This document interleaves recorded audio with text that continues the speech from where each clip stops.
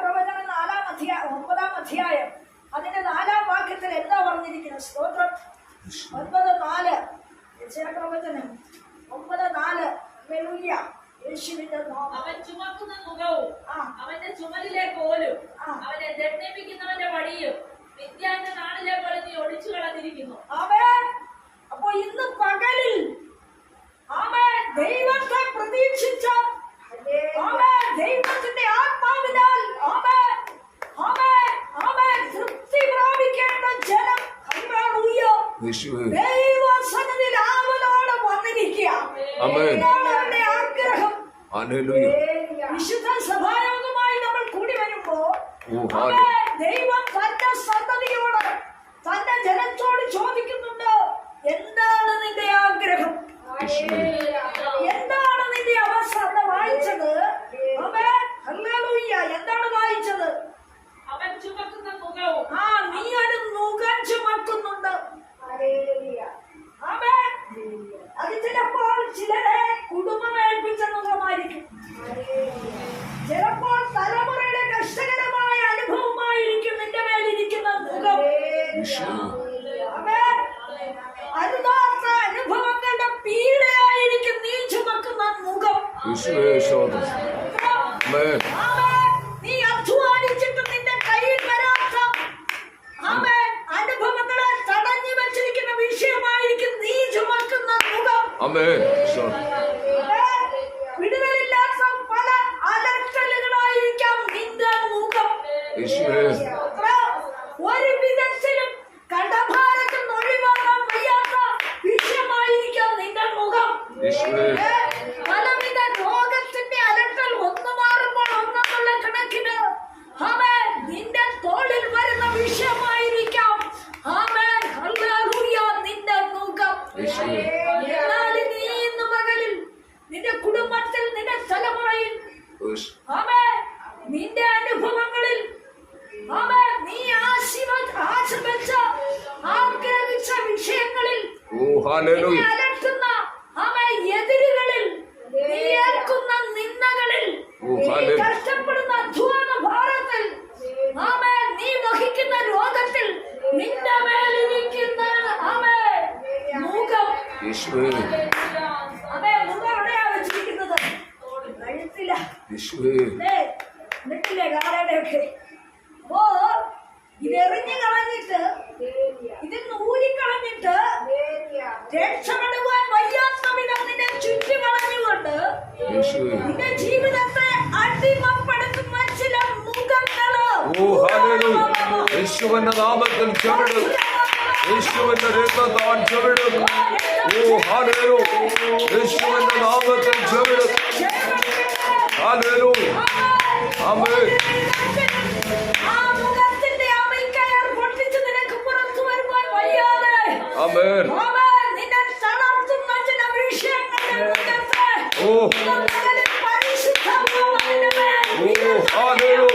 യേശുവിന്റെ നാമത്തിൽ ചവിടും.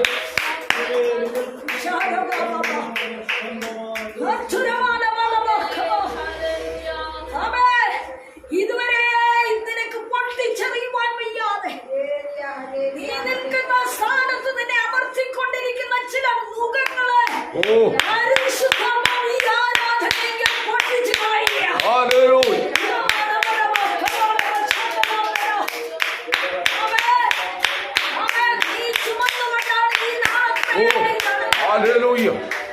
അതെന്തൊക്കെയാണ്?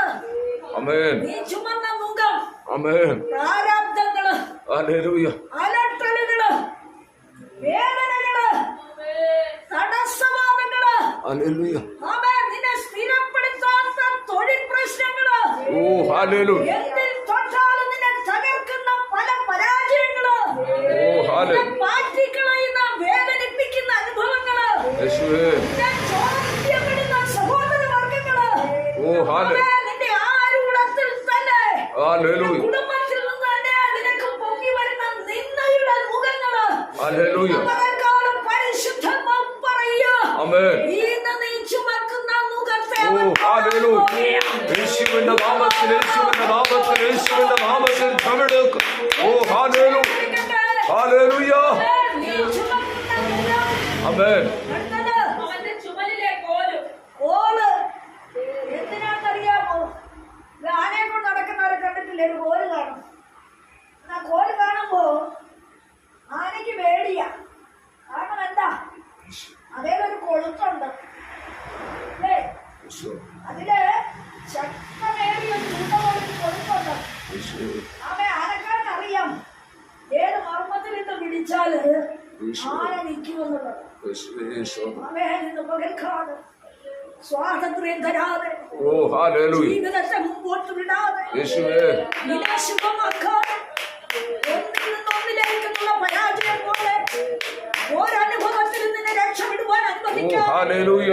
ഒരവസ്ഥയിൽ നീ മുന്നേറുവാൻ കഴിയാത്ത വിധത്തില് ശാസ്ത്രത്തിന്റെ പടിയും കോലും നിന്നെ നിന്റെ ജീവിതത്തെ നിയന്ത്രിച്ച് പലപ്പോഴും നിന്നെ പരാജയം കാണിപ്പിച്ച് നീ നിൽക്കുന്ന സ്ഥാനത്ത് നിന്നെ താഴ്ത്തിക്കൊണ്ടിരിക്കുമ്പോ യേശുവിന്റെ നാമത്തിൽ ചവിടും. ഹല്ലേലൂയ. ഏറ്റവും ജയമെടുക്കട്ടെ, ഏറ്റവും ജയമെടുക്കട്ടെ.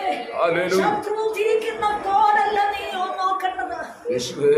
ശത്രു കാണിക്കുന്ന അവന്റെ അധികാരത്തിന്റെ കോലല്ല അല്ല നീ ആശ്രയിച്ചത്. യേശുവേ. അവനെ നടത്തിയെടുക്കുവാൻ ഉപയോഗിക്കുന്ന അവന്റെ ആജ്ഞയുടെ കോലല്ല നീ അനുസരിക്കുന്നത്. ഓ ഹല്ലേലൂയ. ജയമെടുക്കട്ടെ. യേശുവേ. ആമേൻ, ആമേൻ, ആമേൻ. അല്പമായ ചില നന്മ തന്നുകൊണ്ട് നിന്റെ ജീവിതത്തിന്റെ സ്വാതന്ത്ര്യത്തെ പിടിച്ചു വെച്ച് നിന്റെ ഉയർച്ചകളെയും നിന്റെ വഴികളെയും നിന്റെ ശുഭയാത്രകളെയും നിന്റെ നന്മകളെയും ഉണ്ടാക്കിക്കളഞ്ഞ് ചില കോലിന്റെ ശക്തി, ചില ആധിപത്യ ശക്തി, ചില എതിർ ശക്തി, ശക്തി നിന്നെ തടുക്കുമ്പോൾ ദൈവം ആ കോൽ ഒളിച്ചു കളയാമോ?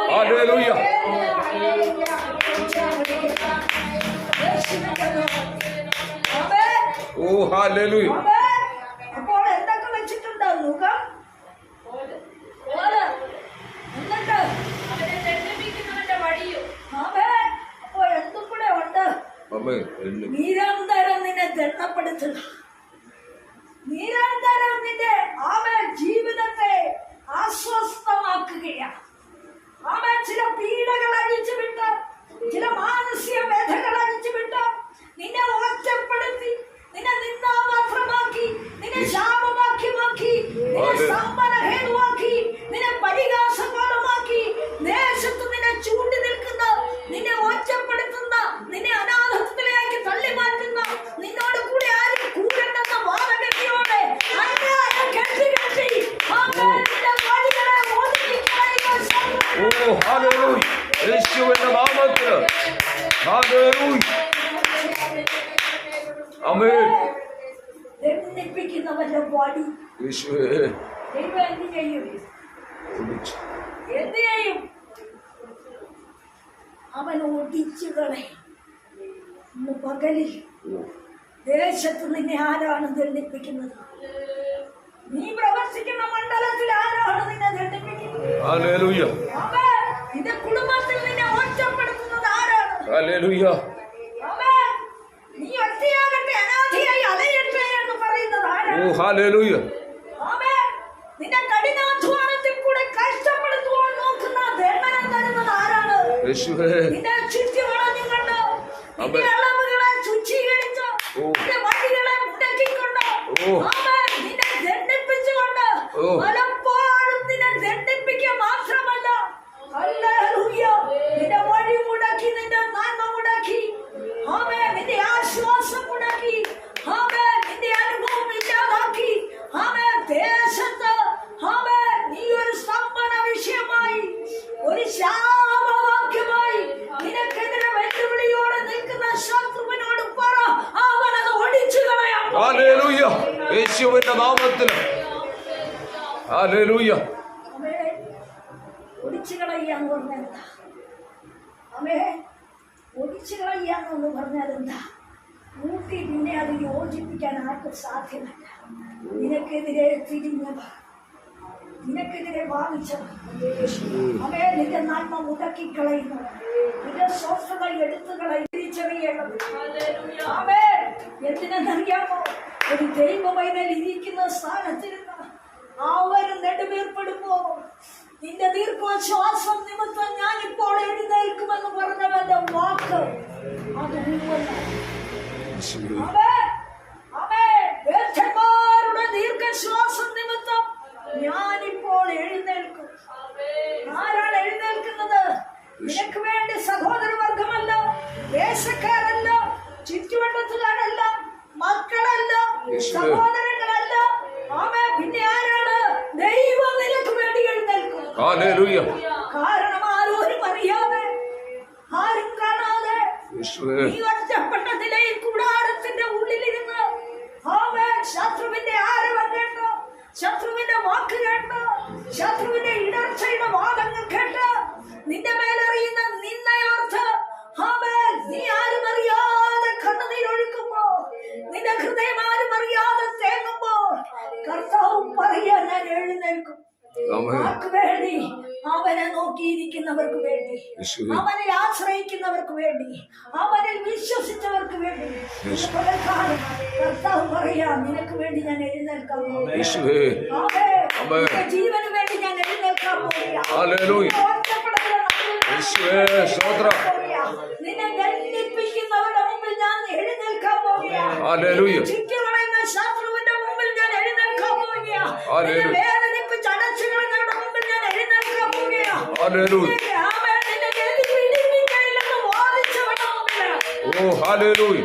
യേശുവിന്റെ നാമത്തിൽ ഞാൻ എഴുന്നേൽക്കാൻ പോകുകയാണ്. ആമേൻ. കാരണം എന്താ?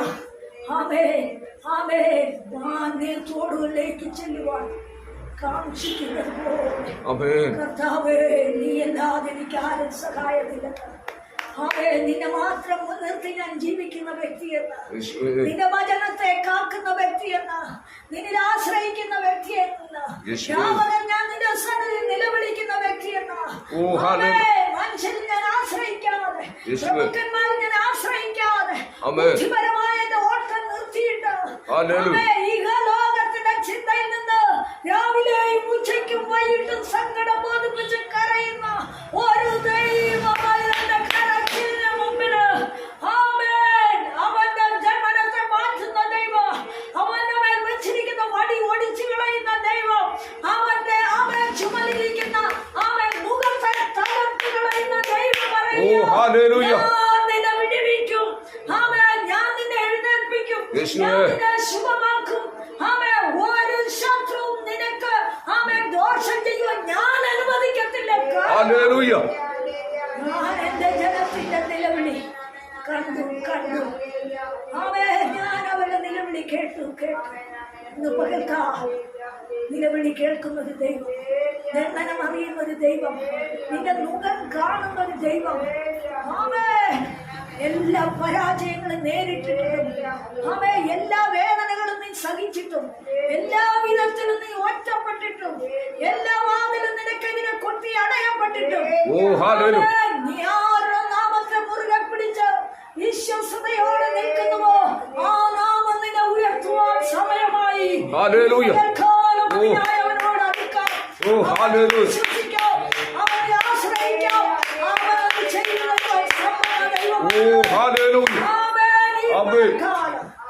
ഈ വചനം നിന്നെ അനുഗ്രഹിക്കട്ടെ. ഈ വചനത്താൽ നീ വിടുതൽ പ്രാപിക്കട്ടെ. ദൈവമായ കർത്താവിന്റെ നടുവിലുണ്ട്. അവൻ അത്ഭുതങ്ങളുടെ ദൈവമായി വെളിപ്പെടുകട്ടെ.